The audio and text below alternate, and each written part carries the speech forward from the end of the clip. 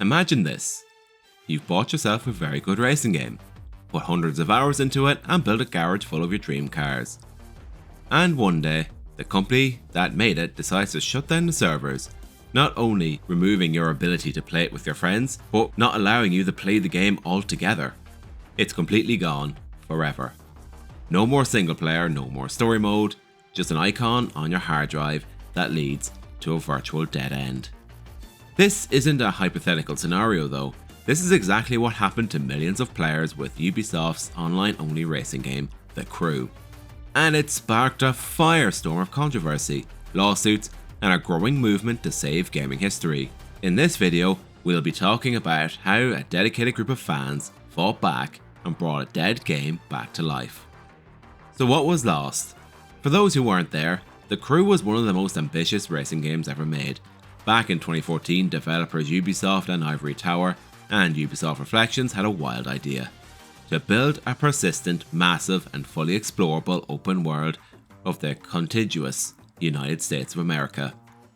It was a scaled down recreation, but it was still rather epic. You can drive from Miami to Los Angeles without a single loading screen. That feeling alone was worth the price of admission. The game itself wasn't just a gimmick either. It was a full-blown car RPG, or CarPG if you like puns. You had a deep progression system, leveling up your cars and unlocking new parts to make them faster and stronger. There were over 1,000 skills challenges scattered across the map that rewarded you for just driving around and discovering them. You had a gritty single-player campaign where you played as Alex Taylor, an ex-con framed for his brother's murder, infiltrating the notorious 510 Motor Club. It was a story that actually made you care about the characters and what you were doing. A complete far cry from The Crew to a Motorfest, where you're basically the coolest person ever and you try to compete in a glorified Forza Horizon copy. An absolute shame considering this change of shift, as I personally much preferred The Crew 1's darker tones. And of course, how could I forget about the online elements that were just the heart of it all. Players could form crews to take on missions together, race each other, or simply cruise around the map in a group. It was all a seamless blend of single player and multiplayer. At least, that's how it was supposed to be. One major flaw of The Crew was that it was always online. A feature that is basically sown in modern day gaming. It was meant that if the servers went down, so did the game. For years this was an acceptable compromise for the grand vision. Although today, it's still problematic. I'm looking at you, Test Drive Unlimited Solar Crown. Fast forward to December 2023. Due to licensing and technical restraints, Ubisoft delisted The Crew from all digital storefronts. And then on March 31st, 2024, they flipped the final switch. The servers went down for good, rendering the game completely unplayable for everyone. A massive digital world, a multi-million-dollar project, was simply erased. No offline patch or anything. But as the saying goes, the night is darkest just before the dawn.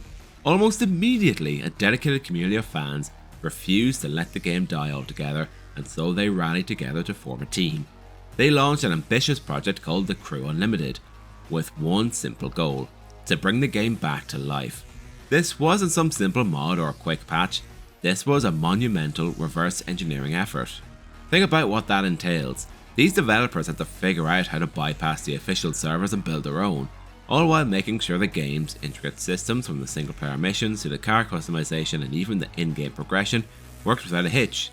They essentially had to rebuild the back end of a multi-million-dollar game from scratch. It's an incredible feat of passion and skill. And look, I've had some experience in working in the back end of a system, but I have to say, it ain't for the faint of heart. I'm awful at it, so fair play once again to these guys for putting this together. And it's safe to say that their hard work has paid off. The Crew Unlimited has created a server emulator that allows players to run the game on their PCs in both online but most importantly offline modes. Although online isn't here just yet, the once lost campaign is now accessible. The skill challenges are back, and the massive map is once again yours to explore. The community has not only brought the game back from the dead, they've made it better and more secure than it ever was. They've removed the most criticised element, the always online requirement, and given players true ownership of their game. So what does the story of The Crew Unlimited mean for the rest of us? It's about so much more than just one game. It's a testament to the power of a community and warning to industry. In an age of digital-only purchases and constantly online requirements, the question of what we truly own has never been more relevant. The fans of The Crew have set a new precedent. They've shown that if a company is unwilling or unable to preserve its own history, the community will step up and do it for them. The same drive was behind the preservation of other online games like Need for Speed World and many others. It proves that the passion of any player base is more powerful than any server shutdown. It's a critical part of the ongoing Stop Killing Games movement, a movement that I advise every single one of you get behind, and let this be a beacon of hope for game preservation. More and more features will be coming to The Crew Unlimited. I've left their website in the description below if you want to try it out. I'd highly recommend you do. So what do you think?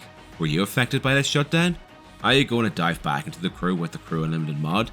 Let me know down in the comments below. And if you enjoyed the video, hit that like and subscribe button and hit the bell icon for future uploads. And finally, thank you all so much for watching. Hope to see you all very soon.